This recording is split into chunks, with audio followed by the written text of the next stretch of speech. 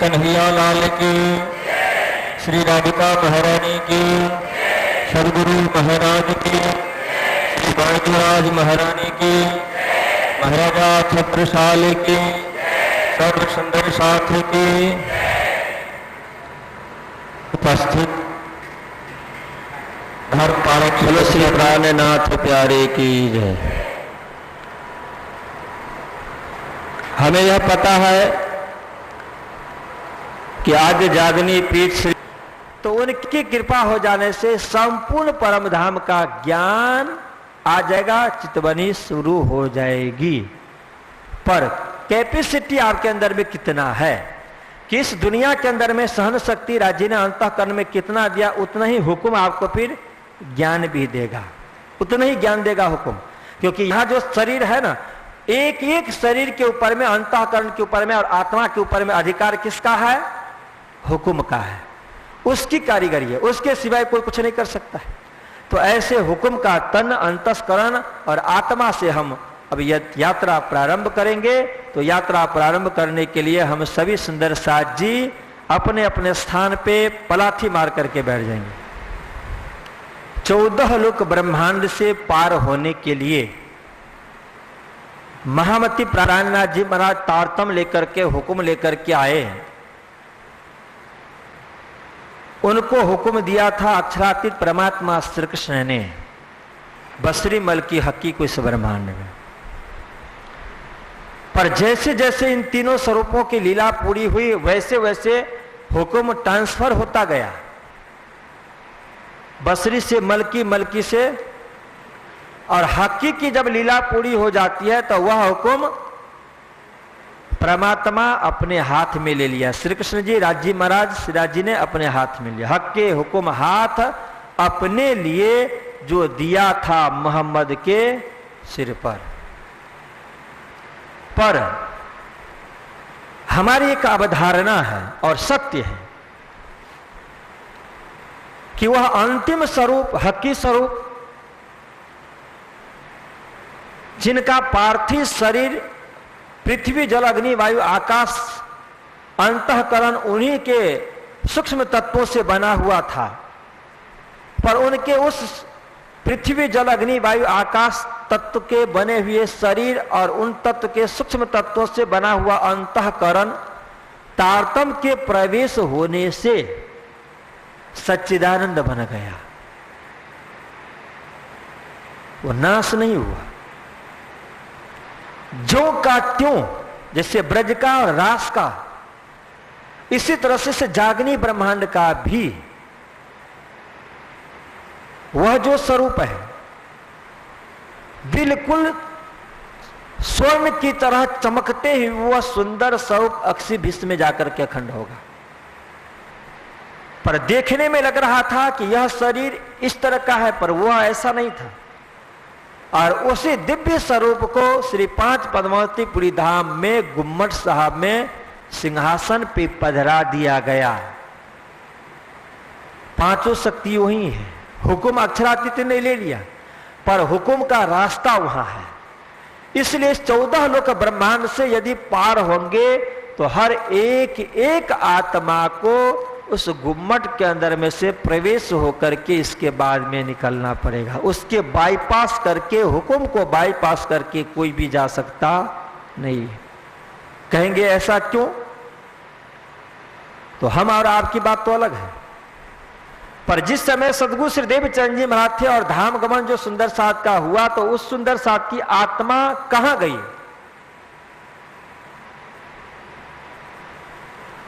सदगुरु श्री देवचंद जी महाराज के तन में हुक्म बैठा है। वहां जैसे पहली चौपाई थी ना कि मोहम्मद कहे मैं हुक्म, सब रूहें मुझमाए, हुक्म वहीं पे, और हुक्म में अंदर में रूहें हैं। प्रमाण कि जब सदगुरु श्री देवचंद जी महाराज अंतर ध्यान हो रहे थे, जिन्होंने साक्षात परम धाम का दर्शन किया, वर्णन किया, तारतम का अवतरण किया, उन्हें फिर से मेहराज ठाकुर के तन में आत्मा में बैठने का जरूरत क्या? क्योंकि उन्हीं का तन है, हुक्म वहां जाना है। इसलिए सदगुरु श्री देवचंद जी महाराज हुक्म को लेकर के फिर से आकर के कहां बैठ गए? श्री महाराज ठाकुर के तन के अंदर में, इसलिए हुक्म वहां है। अब हुक्म जब वहां पर, अब इस समय में जितने भी सुंदर साथ प्रकट होते हैं तो उसी हुक्म से बाहर निकलते हैं, और जितने धाम जाते हैं उसी हुक्म में जाकर के समा जाते हैं। और उस हुक्म को पधरा दिया गया है उस स्वरूप के साथ में गुम्मट साहब में। इसलिए ये अवधारणा सत्य है कि किसी भी सुंदर साजी को चिंतन करना है तो, या धाम जाना है तो गुम्मट साहब को जरूर से जरूर प्रणाम करके, और हम ये देखेंगे कि अब हमारा मन, हमारी बुद्धि और हमारी सुरता हुक्म से यहाँ पे तेरे बीच बाट घाटना तत्व को लेकर के, और इसके बाद में वो पहुंचेंगे कहाँ, कि जहाँ हुक्म में हम पहुंचे गुम्मट में, तो वह क्या है, साक्षात उस मूल मिलावा का इस जागनी ब्रह्मांड में प्रतिबिंब, वहां बैठे और इति बैठे घर जागे धाम होगा। इसलिए इन देहुरी के चुमसी खाक गुम्मट साहब से नहीं है, पर उसमें दो है, इन देहुरी से दो। कौन कौन है? सदगुरु श्री देवचंद जी, महामती प्राण, सिरदार मेहरबान दिल पाक। नरसिंह मेहता को देख लीजिए, किसने मुक्ति दी? बलवाचार्य जी को किसने मुक्ति दी? धर्मदास जी को किसने दी? पंचवासनों के कितने दी? इसलिए कहा कि संपूर्ण विश्व ब्रह्मांड के अंदर में जितने भी है, सिरदार मेहरबान दिल पाक जितने भी हो गए होंगे, औलिया अंबिये जितने भी होंगे, हर एक एक को इन देहुरी के चुमसी खाक, इन दोनों स्वरूपों के पूजा पाठ उपासना या इनके द्वारा दिए गए इनाम से ही आगे लोग बढ़ेंगे। इसलिए हमें वहां जरूर से जरूर चिंतवनी के समय में अपने आप को ले जाना चाहिए। जहां भी हम बैठे हम देखेंगे कि साक्षात गुम्मट साहब जहां पे धनी विराजे हैं, सभी शक्तियों लेकर के, जिस परमात्मा श्री कृष्ण ने उस इंद्रावती को इतनी बड़ी शोभा दे रखी है, उनके अंदर में हुक्म, जहां पे हम 12,000 रम सृष्टि, जहां पे मूल मिलावा, ऐसे गुम्मट साहब के सामने जाकर के हम कहीं भी हो खड़े हो जाएंगे, फिर वहां पे साष्टांग दंडवत प्रणाम करेंगे, और फिर आप देखिएगा कि कैसे वहां से जैसे हमने प्रणाम किया उठ के बैठे, और उसी समय में हमारी सुरता वहां से सीधे कहाँ खड़े हो जाएंगे, मूल मिलावा, जहां पे पूरब दिशा। कहां से जाना चाहेंगे आप? पश्चिम से नहीं। क्यों? क्योंकि उनकी जितनी भी रोशनी है पूरब की तरफ प्रकट हुआ है, पूरब की तरफ। हम जैसे जाएंगे पूरब के दिशा में, वहां आप देखेंगे 5 और नीलवी का थंब, वो भी आप भूल जाइए। यदि देखना चाहे जो सुने हैं तो खूब अच्छी तरह से चिंतन कीजिए, पर समय कम है। अब इसके बाद वहां से फिर आप देखेंगे एक सुंदर गलीचा, सिर्फ सुन लीजिए, गलीचा, और जिस गलीचे के ऊपर में जाने के लिए आपको ऐसा लगे कि भाई पूरब दिशा में बहुत भीड़ हो गई है, तो फिर बट जाइएगा, पश्चिम में चले जाएगा, दक्षिण में चले जाएगा, उत्तर में चले जाएगा, और चारों दरवाजे पे आप देखेंगे कि कितना सुंदर चमचमाते हुए स्तंभ है। और फिर वहां से जाने के लिए उनके पास सिराजी महाराज ने क्या किया है, तो अपने दिल का भंडार इतना सुंदर वो लाल गलीचे के ऊपर में बिखेर दिया है। क्या? 4 रास्ते पे काली कामड़ी कि हमारी रूहें आत्मा यहाँ पे आएंगी, इस तरह से प्रेम लेकर के, ठीक, चारों दरवाजे पे। और बीच में आप देखेंगे कि 1000 पंखड़ियों से खिले हुए कमल का सुंदर पुष्प होगा, और उसके ऊपर में क्या होगा? सुंदर सिंहासन होगा। उस सिंहासन पे आप देखिएगा खास कि श्रीराज महाराज का एक ही तरफ उनका स्वरूप नहीं होगा, 4 दिशा हैं, 4 दरवाजे हैं। 4 दरवाजे क्यों बनाए जाएंगे? कि श्रीराज महाराज का एक ही दिशा में मुख कमल होने के लिए होगा, अद्वैत है, अनंत है, और इसीलिए 4 दरवाजे भी बनाए गए हैं। चारों दरवाजों में, चारों दिशाओं के अंदर में और वहां पे उनकी ऐसी विचित्र लीला है कि किसी को ऐसा नहीं आभास हो रहा, अरे राज्य महाराज तो पूर्व दिशा में भी हमें दर्शन दे रहे हैं, राज्य महाराज तो हमें पश्चिम दिशा में भी दे रहे हैं, इसका मतलब पूर्व में भी है पश्चिम में भी, ऐसा बोध होगा। यदि ऐसा होगा तो जिस समय में रात्रि में श्री राज्य महाराज के चरणों में 10:30 बजे, तो जिस समय प्रणाम करके जाते हैं और हर एक एक ब्रह्म सृष्टि के पास में है, तो क्या ब्रह्म सृष्टि ये समझ रही है कि श्री राज्य महाराज सिर्फ हमारे पास में है, हमें को सुख मिल रहा है? इसलिए उस दिव्य परम धाम में हर एक एक ब्रह्म सृष्टि के चित्त के ऊपर में अधिकार किनका है? उस परमात्मा का ही है। इसलिए उस दिव्य परम धाम में सिंहासन बीच में है और चारों दिशाओं में श्री राज्य और श्री श्यामा जी महारानी का दिव्य स्वरूप शोभा श्रृंगार उसी रूप से सुशोभित है, जिस रूप से पूर्व दिशा में, दक्षिण में, उत्तर पश्चिम में और उत्तर में भी चारों दिशाओं में उसी तरह का स्वरूप होगा। ऐसे श्री राज्य महाराज के चरणों में हम प्रणाम करने के लिए वहां जाएंगे। तो अब हम यात्रा करें जयकारा के साथ। बोलो श्री प्राणनाथ प्यारे,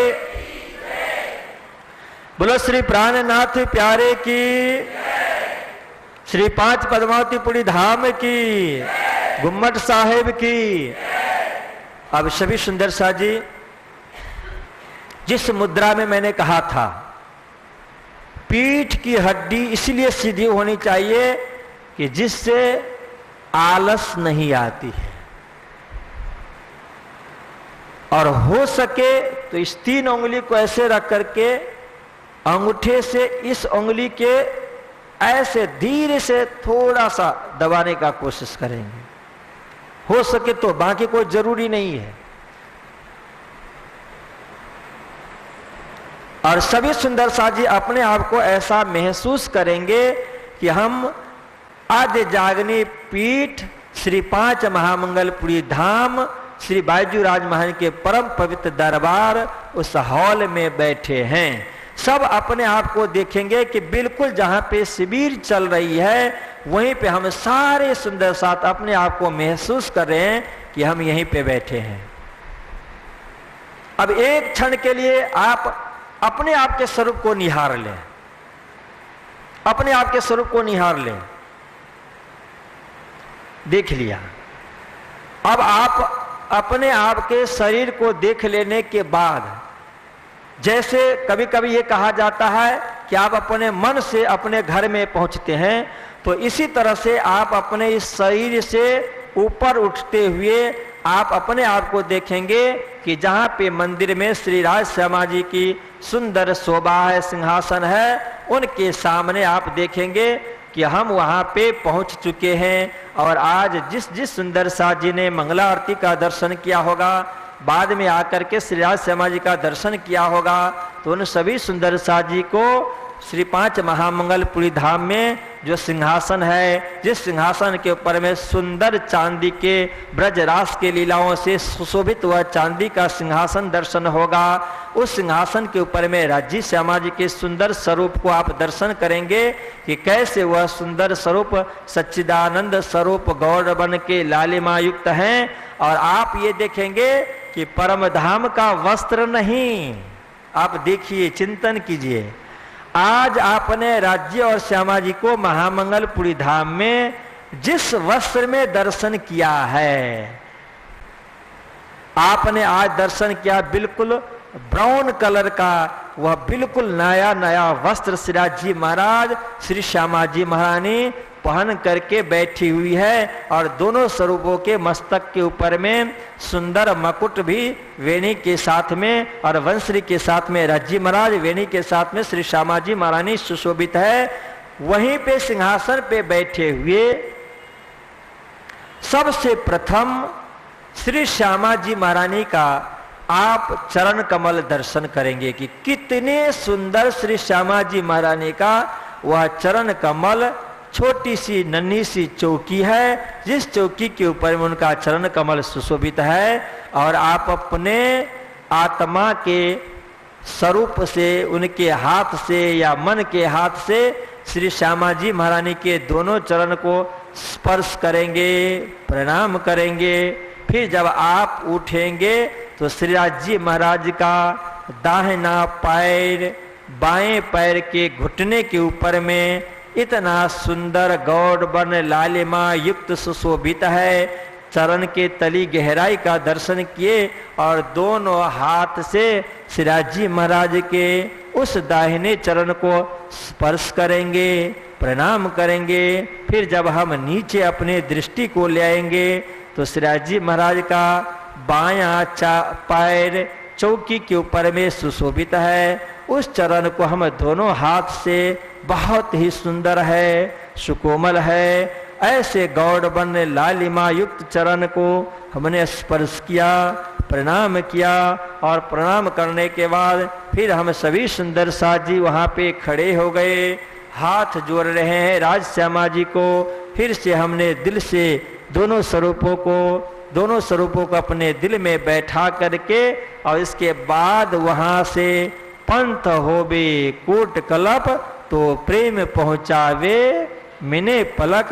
इस प्रेम को लेकर के हम सीधे पहुँच जाते हैं गुम्मट साहब में, जहाँ पे हम सारे सुंदर साजी खड़े हो गए। हमें बिल्कुल ऐसा एहसास नहीं है कि यहाँ पे बहुत भीड़ है। हर एक एक सुंदर साजी अपने रूह से वहाँ पे विराजे हुए, बहुत ही चंदन के सिंहासन के ऊपर में धनी विराजे हुए हैं महामती प्राणनाथ जी महाराज, जिनके सुंदर स्वरूपों को, गहवे बन के स्वरूपों को हमने दर्शन किया और उनके दोनों चरण को हमने वहाँ पे स्पर्श किया, प्रणाम किया। और महामती प्राणनाथ जी महाराज के स्वरूप को दर्शन करके, प्रणाम करके, जो गुम्मट साहब मूल मिलावा का साक्षात प्रतिबिंब है, वहाँ से सीधे महामती प्राणनाथ जी ने जैसे कहा कि सुरता एक ही राखिए मूल मिलावा माह, श्याम श्यामा जी साथ जी तले भूम बैठे जाएं। जैसे इस चौपाई को हमने उच्चारण किया, इस चौपाई ने हमें क्या दिखा दिया? अपनी आप की आत्मा को सुंदर वह जो मूल मिलावा है, जहाँ पे तीन हार में ब्रह्म सृष्टि बैठी हुई है, वहाँ पे हम सभी सुंदर साजी को अपने इच्छा अनुसार हम पूरब से दक्षिण के खांचे में प्रथम द्वितीय तृतीय हार में जिसमें बैठना चाहें हम देख रहे हैं। और बहुत प्यार से सने से एक दूसरे के साथ में हम वहाँ पे बैठ गए। जिनकी इच्छा हुई कि दक्षिण से पश्चिम के खांचे वाले में हम बैठें, तो कुछ सुंदर साथी दक्षिण से पश्चिम के प्रथम द्वितीय और तृतीय हार में अपने इच्छा अनुकूल जा कर के बैठ गए।